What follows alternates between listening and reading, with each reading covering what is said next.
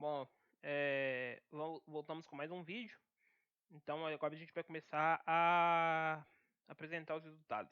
Então aqui eu arrumei aqui improvisei aqui um documento para mostrar mais ou menos como é que foi andado a simulação. A simulação foi feita naquele mesmo molde de fixar parâmetros e a partir daí a gente simular os cenários. Então a função eu para não ficar igual uma barata tonta, eu escolhi uma função afinidade, apenas uma.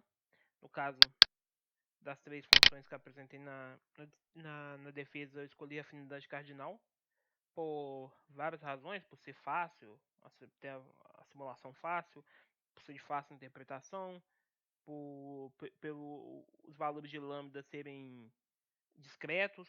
Então isso facilita bastante na hora de você fazer, facilita entre aspas, na hora de fazer as análises. O número de réplicas que eu utilizei foi 100. E eu não utilizei mais de 100 porque justamente por causa do tempo computacional que eu roubava muito. A primeira simulação que eu fiz usando 1000 réplicas chegou a 15 dias de simulação, então assim, é um negócio basicamente inviável. Então eu baixei aqui para 100 pra gente ter uma noção assim do que é, de como funcionaria essa simulação. A gente tem uns resultados assim para ter uns resultados interessantes, mas se for necessário a gente pode refazer a simulação aumentando aí o número de réplicas. Os valores de n escolhidos foram esses aqui, o número a ordem do grafo: 8, 16, 32, 64, 128, 256, ou seja, múltiplos de potência de 2, né, a partir da terceira potência até chegar em 256, um valor assim razoável. Em número de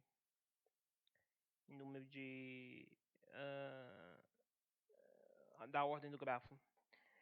No caso do M, nós escolhemos 1, 2, 4, a mesma história das potências de 2, de 0 até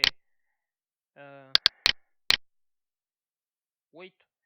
E então nós temos 9 cenários, 9 tamanhos de M diferentes. Para a probabilidade de conexão, a partir de agora eu vou chamar de P, né? Porque escrever toda essa conta aqui fica um pouco complicado, porque eu já tenho o Mi, né? Já tenho o Mi para ser o representante, para ser o parâmetro da probabilidade de escolha. Então a gente tem esses valores aqui de, de densidade de 0.1 até 0.9, densidade esperada. O parâmetro de balanceamento,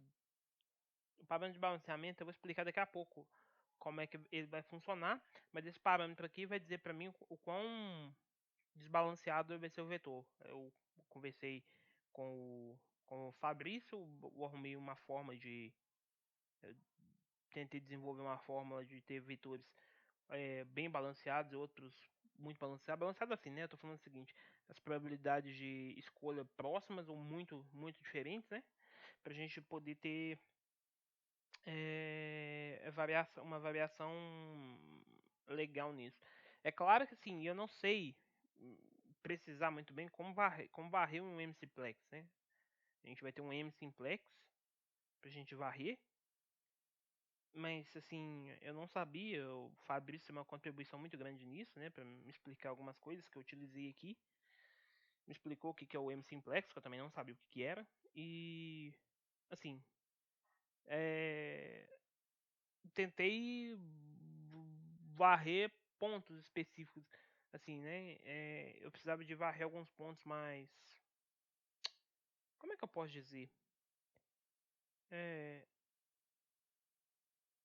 não sei. Eu tentei ser bem, ter pontos bem diversificados nesse aspecto, né? Mas mesmo assim, isso não é uma coisa assim tão simplesinha de fazer. Eu pelo menos não sei como fazer isso de forma eficiente. De distribuir probabilidades que representem todos os cenários possíveis dentro desse M-simplex. Talvez estou aberto a sugestões. O número total de cenários que resultou disso são 3.000 402. Ah, e tem uma coisa que eu esqueci de colocar aqui, ó. O nosso parâmetro, o nosso ponto de corte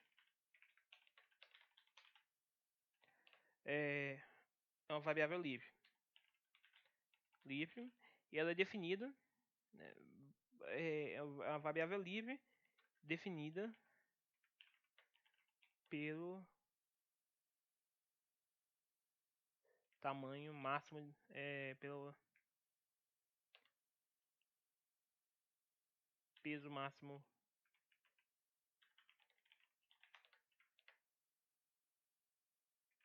das arestas.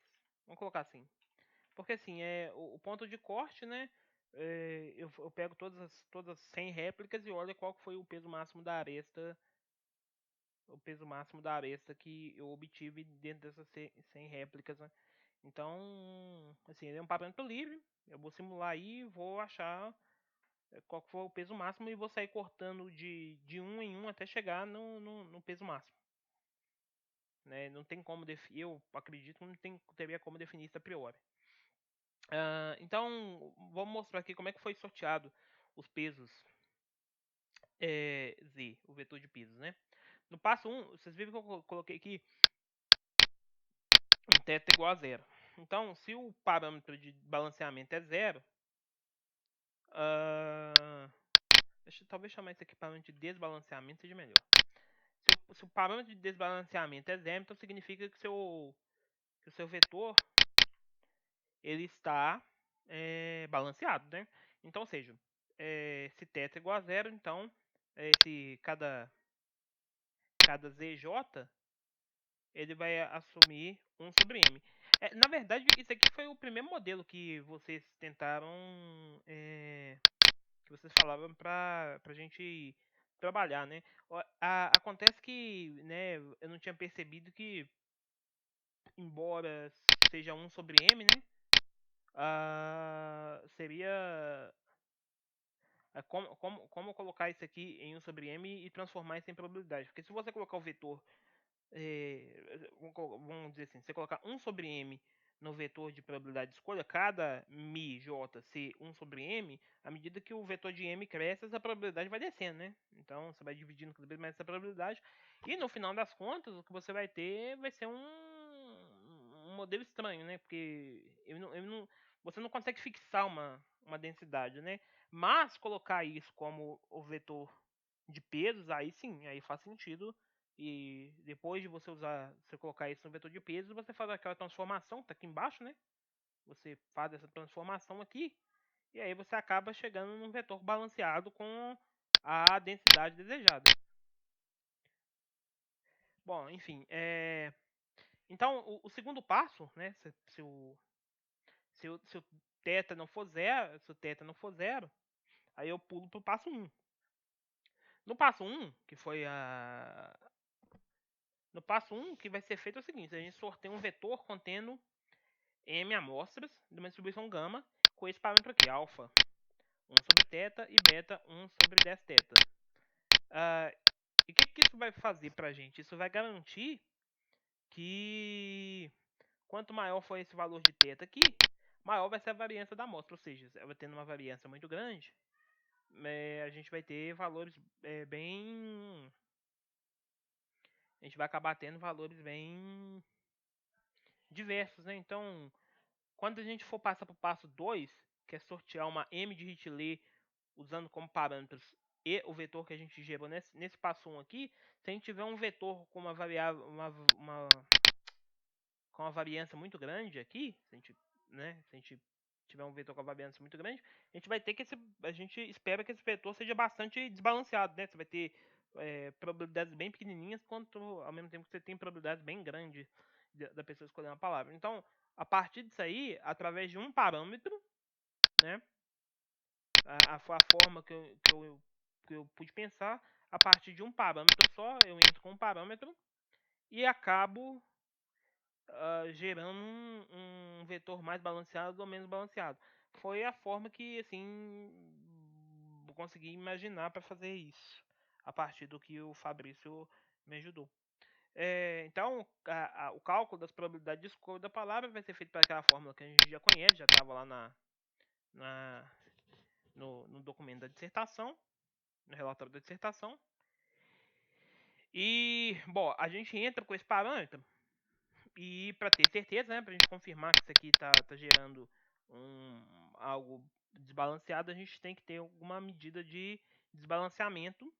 E as sugestões do Fabrício foram ou Gini Index ou entropia. Mas o problema é que a entropia, quando a gente aplica a entropia nesses vetores, a probabilidade de ser um negócio bem pequenininho,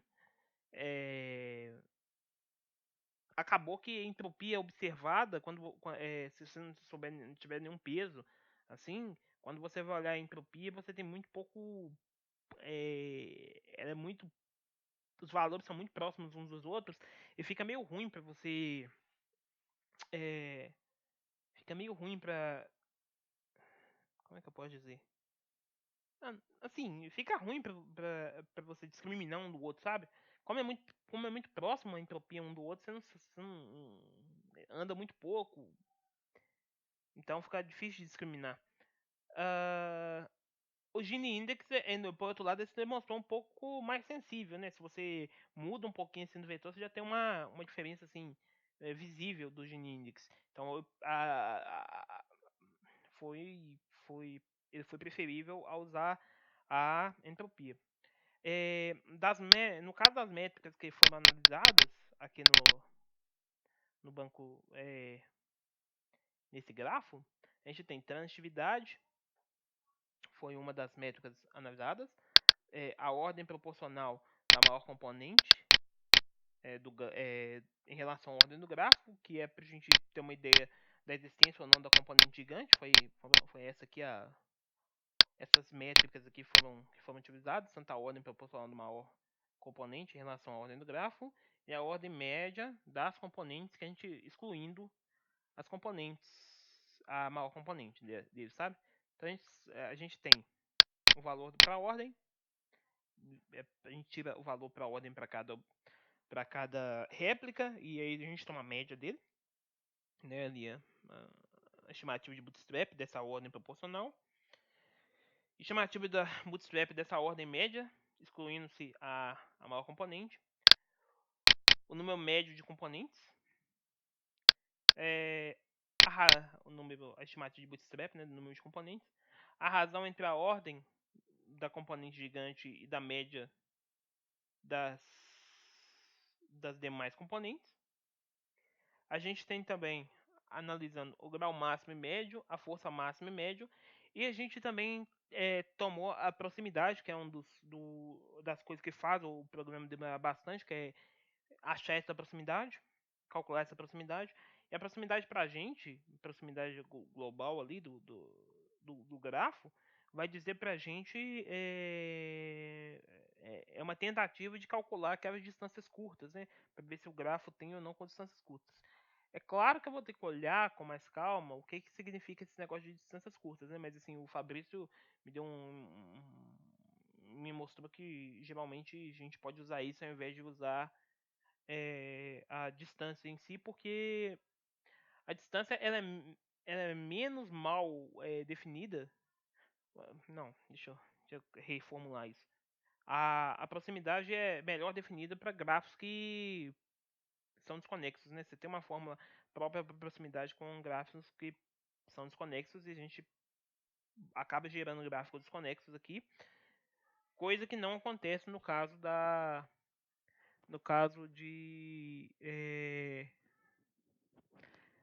distância, que você não tem muito o que fazer, né? Você vai ter distância infinita, mas aí você não vai conseguir mexer em mais nada se você tiver um gráfico desconexo. Bom, então, esse vídeo aqui vai servir mais para a gente ter uma ideia do uma explicação aqui de como que funcionou essa simulação. No próximo vídeo eu vou começar a mostrar os resultados, né? Os gráficos dinâmicos, a montagem e tal, e mais ou menos mostrando qual que é a dificuldade que é apresentar esses dados. Tudo bem? Então até o próximo vídeo.